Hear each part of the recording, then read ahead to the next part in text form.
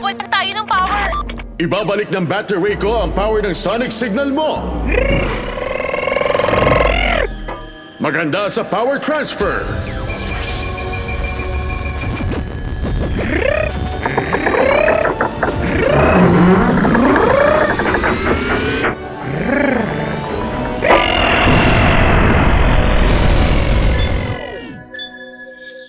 Gusto ko ang tunog na yun ah! Ngayon na recharge na ang galactic sonar beacon natin, handa na tayo sa kahit anong emergency. Salamat, Lanternman!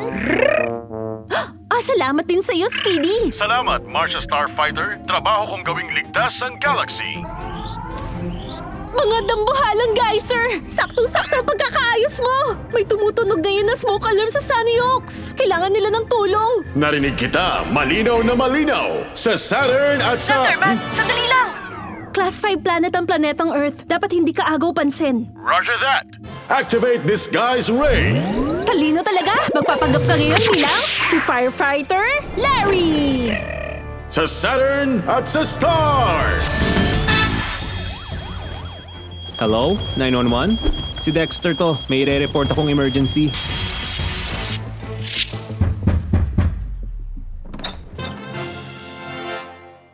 Ang bilis nun ah.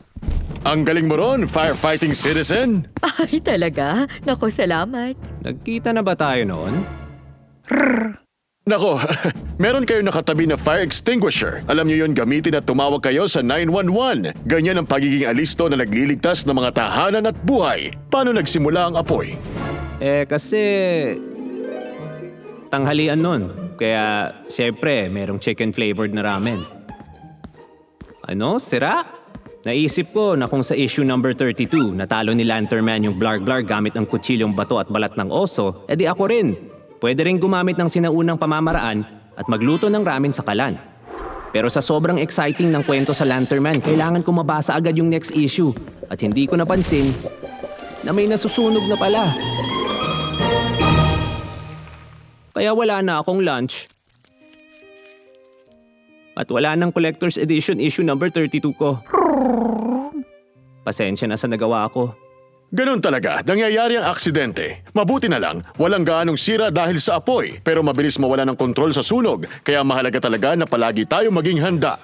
Oo naman, no? Palagi kaming may fire extinguisher sa kusina. At lahat ng residente sa Sunny Oaks alam ang evacuation plan kung may mas malaking emergency. Totoo yun. Nagpa-practice kami. Humanap ng ligtas na exit at hintayin lang si Nova sa tabing kalsada.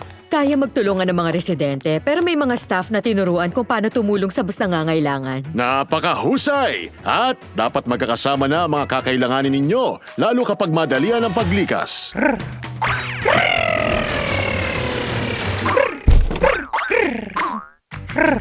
Tama ka dyan, Firefighter Turtle. Kailangan ng bag na may pangilang araw na emergency supplies, first aid, mahahalagang papeles at mga hindi mapapalitan na personal na gamit kung sakaling kailangan magmadali. Aba, sige gumawa tayo nun.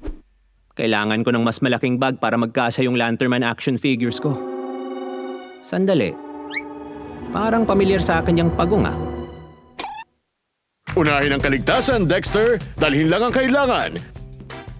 At i-check nyo ang smoke detector nyo palagi para sigurado kayo na gumagana to ng maayos.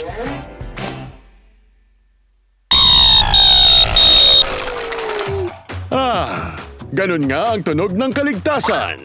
Tara na, Speedy. Tapos na ang trabaho. Nagawa natin. Speedy? Teka lang. Posible nga kaya? Nah.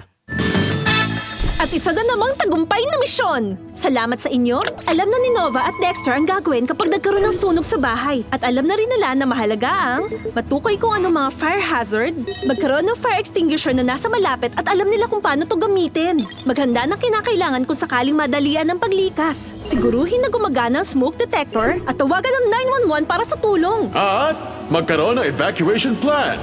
Tandaan, mabubuting mamamayan, maghanda ngayon para sa ligtas na bukas. At kung kailangan nyo ng tulong, tawagan lang ang regional center nyo.